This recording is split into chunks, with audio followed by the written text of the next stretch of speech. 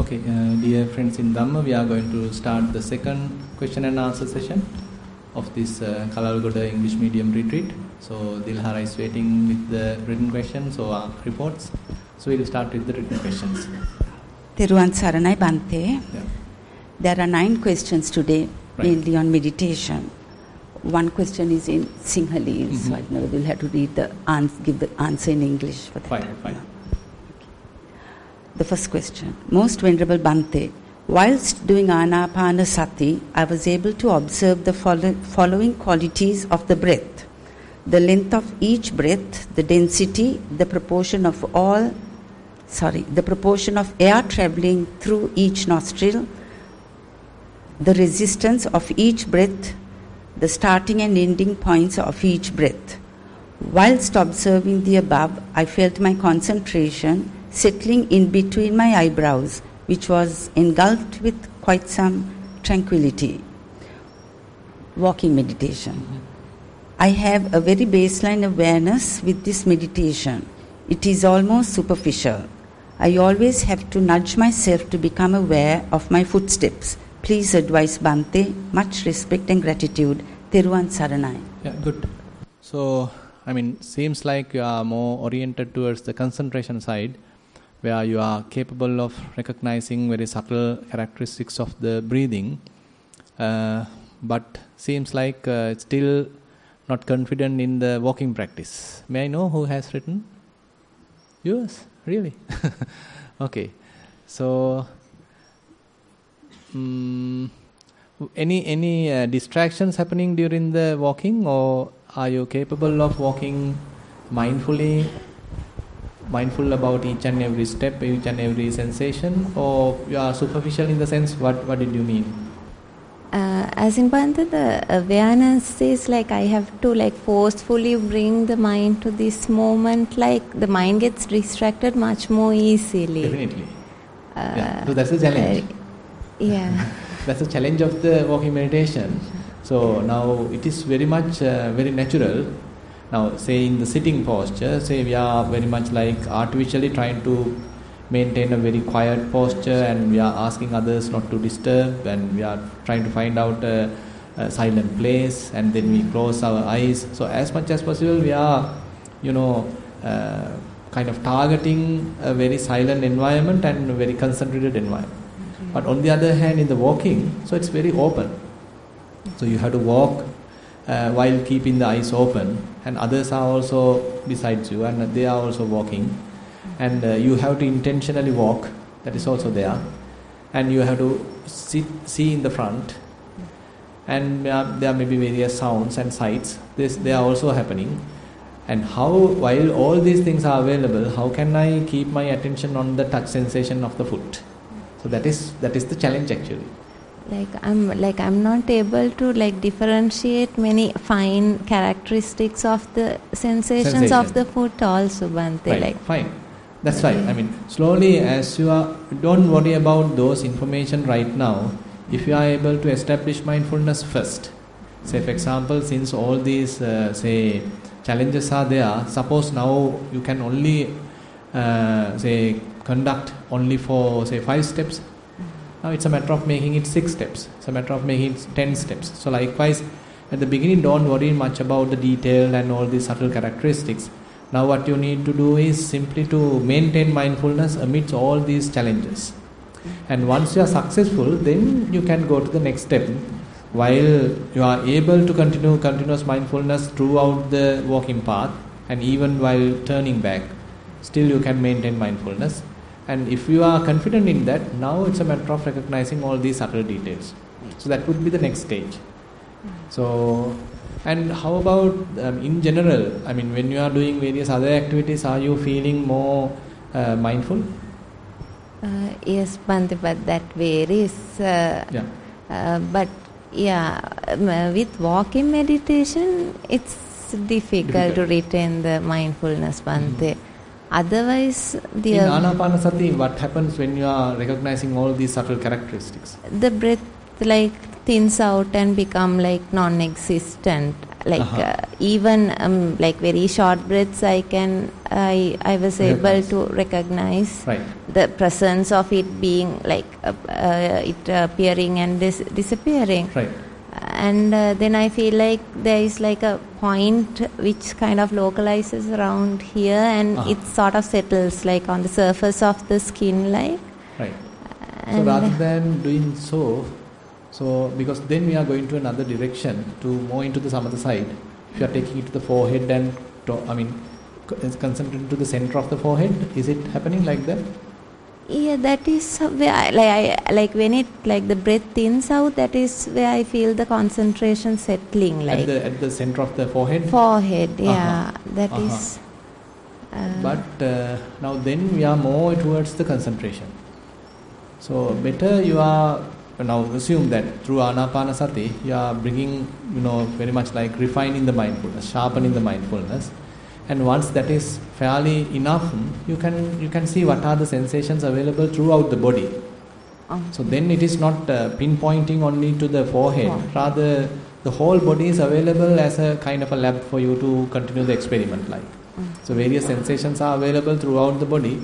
Try to recognize one of the prominent sensation and keep your attention there and understanding what's really going on there. That's where the investigation is going on. Now actually we are incorporating Vipassana, or actually very much like motivating that investigation side rather than just keeping the mind just still. Keeping the mind focused is necessary, true, but we are making it for a purpose. The purpose is the investigation. So now we are trying to do that. So the whole body is available, various sensations are available throughout the body. So recognize some prominent sensation and try to keep your attention there and do the observation. And if you can't make much from that, maybe some other sensation available at another place, try to keep your attention there and try to investigate. So likewise, throughout the body, now you can quickly move your attention and then observe, investigate what's going on at each sensation. Then we are more into the Vipassana side. Yeah, better involved in that. Then actually probably you can get more confident in walking also, because in walking also the place is different. It is from right foot, now you have to be in the left foot. So the place constantly change and the object constantly change. So even when the place is changing, even when the object is changing, you have to do the investigation. The same very much, some similar exercise you have to do in the walking as well. You can try that. Yeah. Okay.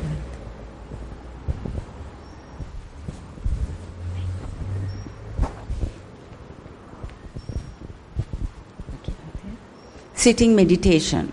I start with listening sounds. It was clear sounds and nothing else in my mind. My eyes were focused to one place. That place is brighter. Few times I felt pain and body, but I didn't go to investigate them as per the advice I got. Then a thought came and it makes another 2-3 thoughts within a very small time, like a second. I identify the thought through different feeling, which is difficult to explain. In Sinhala, I can say it, mat gatiyak. Just after identifying it, I feel this freedom. There is the brightness when disappear the thoughts. But sorry, can you repeat that? When? Just after identify it, I feel the freedom. There is the brightness when disappear the thoughts. When thoughts disappear.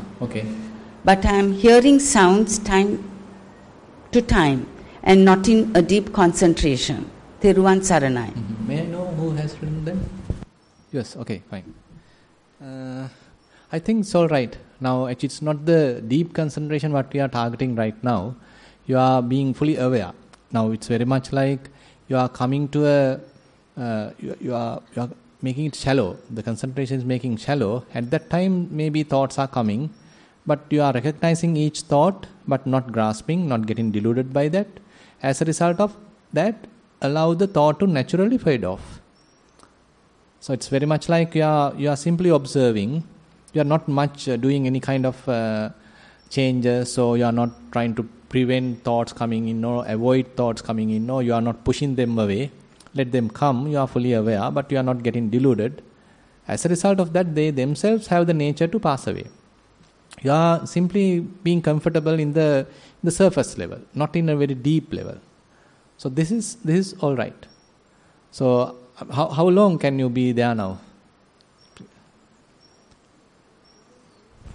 Around 40 minutes. Sorry, without 40? Total meditation time around 40 minutes. Right. But without thoughts, yesterday I didn't have an idea. Today I just watched. Within 1 minute, 2-3 times thoughts come in. Okay. Just expand it. Just relax. I mean.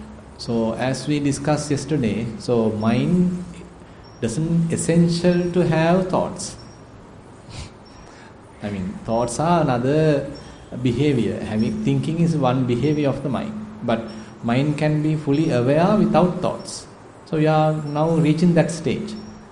But the thing is, we feel bored when there is no even a thought. Slowly come to that stage. So that's why don't be in a rush. You simply watch various thoughts coming in, going out, coming in again, fading off. Another thought coming in, again going off. Now nothing happened. No thought came in, and you just be, just aware, just relax. So very much like you are giving a little rest to the mind. At that time, that eyes is placed to one place, as I feel. Sorry, I didn't. Eyes are focused to one place, as I feel. Right. Then, is that right? Then, when thoughts disappear, that place is become brighter. Yeah. Later you can handle that. Don't worry. Allow the thoughts to disappear, and you first establish kind of a thoughtless area, and later you can let go of the place where eye is focusing. Because if you are going to handle everything together, it would be difficult. Later, you don't need to fully concentrate on a particular place.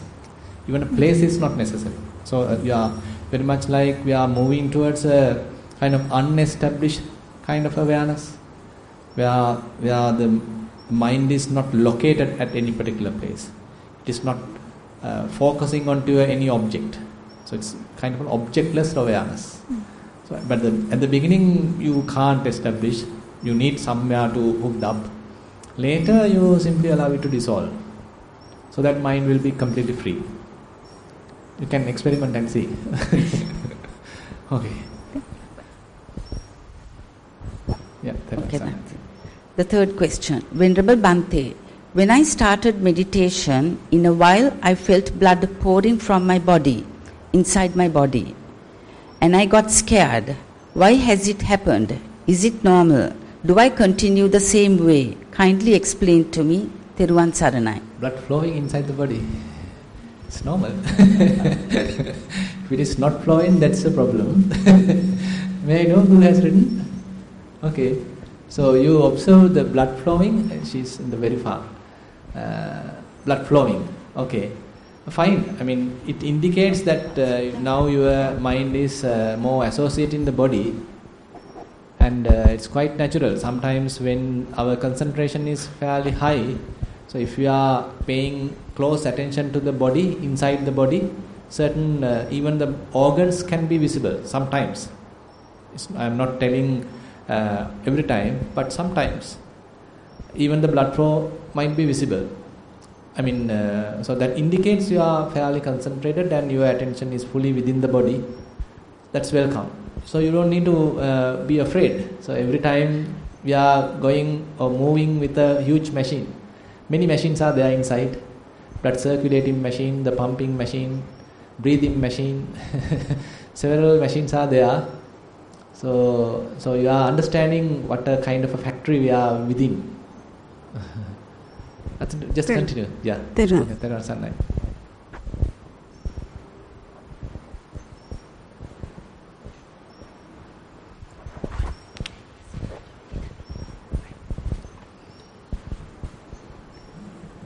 Theruvan Saranai.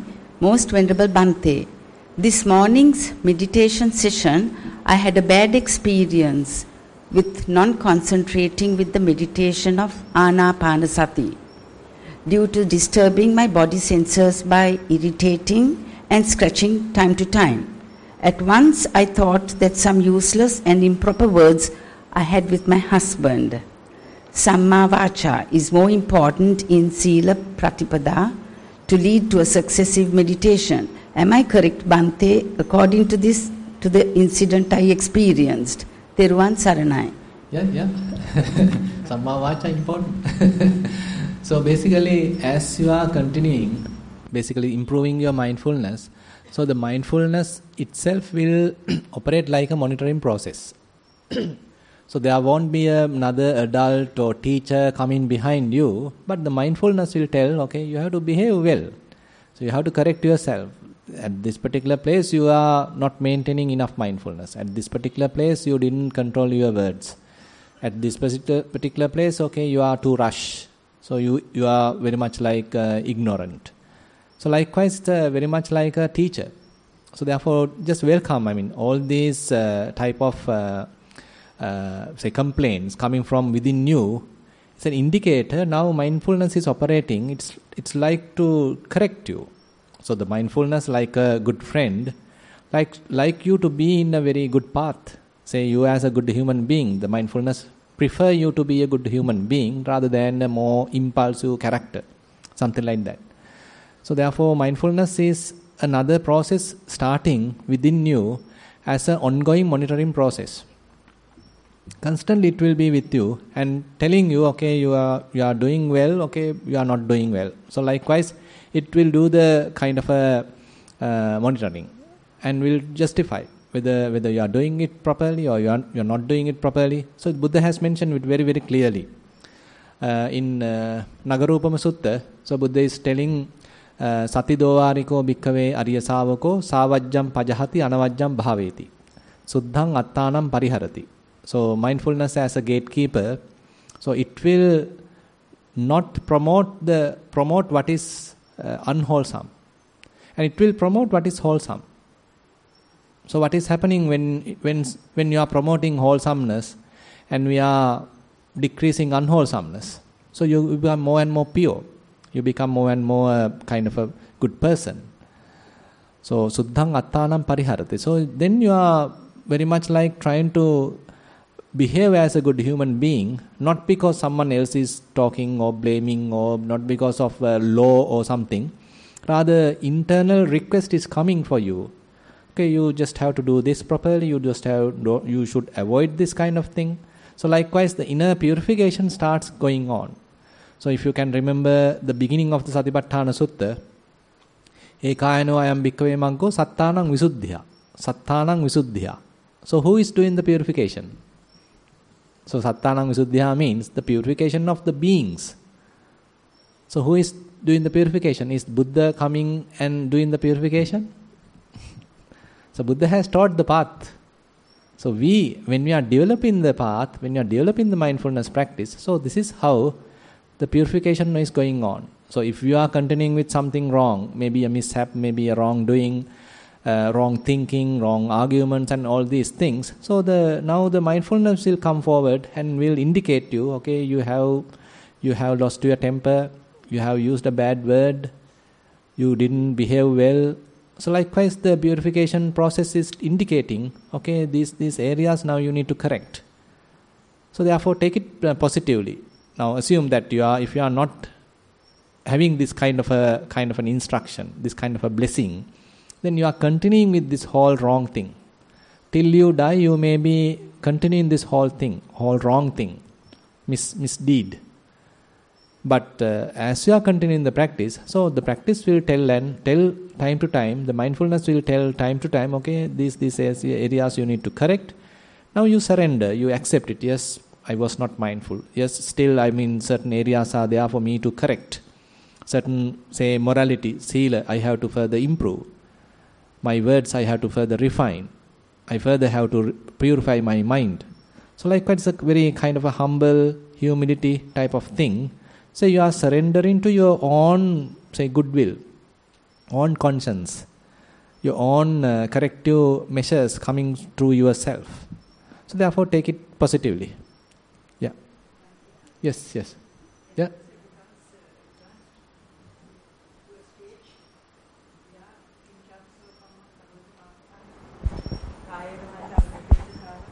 Oh. Ultimately, that is what the person becomes. Can you repeat that verse? Yeah, ultimately, the person advances to a stage where he automatically becomes such a person. Kinchapiso kammang karoti papakang vacha, yes. Abhabbo sotassa patichadaya. Yeah. Abhabbatadissa padatthutta. Exactly. Yeah. So, I mean, you become a good person where you are incapable of doing wrong thing. See, I mean, we were someone who was doing something wrong, and later, once you are fairly advanced, then you become incapable of doing something wrong. Very beautiful. That's how the growth happens. That's how the growth something happens. Wrong happens. Exactly. Now, the thing is, it is not that we all are starting practice as a saint. We all have various problems, we all have various mistakes. And we are not purified people, and we have a lot of problems. I mean, mentally we have a lot of defilements. I mean, our bodily behavior may be something wrong, and sometimes our words are not, agreeable or not soft. All these problems are there, but we continue the practice. So the practice will take care of purifying. Telling you, as the question mentioned, telling you, indicating you, okay, these areas now you better correct. These areas now you need to refine. So you need to admit that. You need to honestly accept, yes, something is wrong. It is not that someone is telling me, it is my own understanding is now requesting kind of an improvement, kind of a spiritual growth. So you are now allowing that to happen. So the kind of very beautiful practice. It is not that you are abiding by a law because someone is going to punish you. Rather is that your inner understanding will invite you to further refine yourself.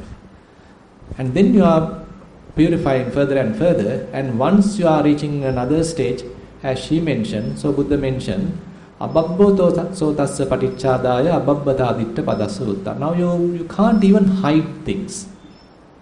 Even if you do a mistake, you are quite open to say, yes, I did a mistake, I admit that. Something like that. So very, you become more humble, more gentle, more acceptive, and kind of an honest person. So that is one property of the Sotapanna, if you can remember. So this what exactly mentioned is a one property of the Sotapanna person. That's true. Where he can't simply hide something wrong. Assume that he did a mistake, and sometimes what happens is people are behaving like they are not the one did the mistake, someone else has done the mistake, I am a saint. So that is not the case in a proper person, where he admits, yes, I was not mindful, I did the mistake. So anyway, I am going to correct myself. So that's the correct attitude that we need to maintain. So that is how the growth happens. Yes. Yeah, as you say, I think you don't have to force yourself towards it. Yes. The open-eye quality takes you there, pushes. Yes. Yeah. So the Dhamma itself is taking you. It is not that you are pushing or that someone else is pushing or kind of forcing. Rather, as the practice is growing, the practice itself is taking you further and further. Yes. Thank you. Yeah. Theruvan Saranai. You twice explained that it is unnecessary to walk particularly slowly, but to listen to what the body wants in terms of speed walking. Do you recommend and to refrain from walking slowly? And if so, why? Thank you. Recommend. Do you recommend to refrain from walking slowly? Refrain from it. If it is naturally happening, no problem. If you are trying to purposely walk slowly, that is not necessary. Now, because sometimes, at the beginning stage, say you are simply supposed to establish mindfulness. That's all. It is not that you are trying to recognize each and every subtle detail. That will be too much. Because still you are unable to establish mindfulness. Your mind is wandering. So how can you recognize all subtle details? It is impossible. So asking too much from the mind. So the first stage is just establishing mindfulness. Don't think too much about the future things. Just be happy about currently what's going on. Okay, your foot is touching the ground. Just be there. and left foot is touching the ground, just be there. So likewise, don't worry about too much recognizing all the subtle characteristics. And when you are continuing this process, later you become confident, okay, now I can mindfully walk. Say from this end to the other end, there were no distractions. Every time when the the feet is changing, so you could be established mindfulness there. So you feel it now. Less distractions. And even the mind get distracted, you may quickly return back. It is not that wandering forever without your knowledge. Rather, it may quickly return. So that indicates now fair amount of mindfulness is available. So the next stage is to recognize all these subtle characteristics. So what's the question? Do you recommend to refrain from walking slowly? Short memory. So the point is, when you are doing that second part, when you want to recognize these subtle characteristics, automatically your walking speed might become slower. So that is natural. But where you are, when you are in that stage, it may happen naturally. It is not that you purposely, work in a slow motion. Rather, you are now more concerned about recognizing these subtle characteristics at the second stage, not in the first stage. So there it may become naturally a little slow. It's all right. That's acceptable.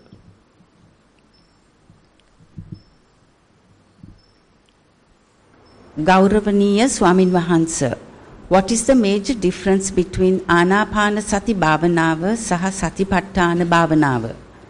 Can both be practiced, maybe in one occasion or in a different occasion? If both are practiced, will there be an internal conflict? Theruvan Saranai. Okay, Satipatthana meditation is actually a group of meditations. It is not just one meditation. Satipatthana Sutta explains 21 types of Kammatthana.